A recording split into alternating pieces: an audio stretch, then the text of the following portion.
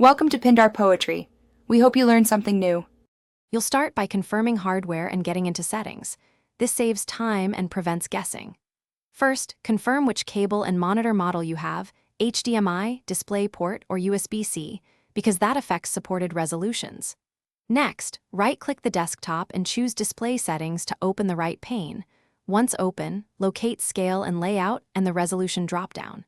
Make sure Windows detects the correct monitor before changing anything, because incorrect detection leads to wrong options.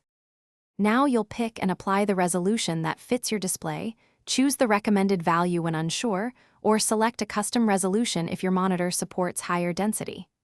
Once chosen, go to Advanced Display Settings to adjust the refresh rate.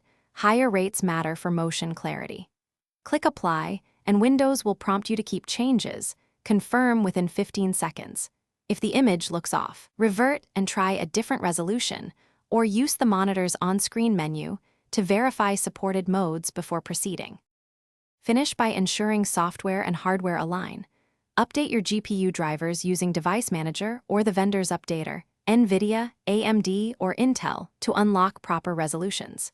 If you need a non-standard size, open Display Adapter Properties and use the List All Modes or Custom Resolution tool carefully. This changes timing, so test it. Once satisfied, reboot. If the screen is blank or wrong, switch cables or ports. Boot into safe mode to roll back drivers, and try again. This troubleshooting step solves most remaining problems. Thanks for watching. Consider subscribing if we helped you.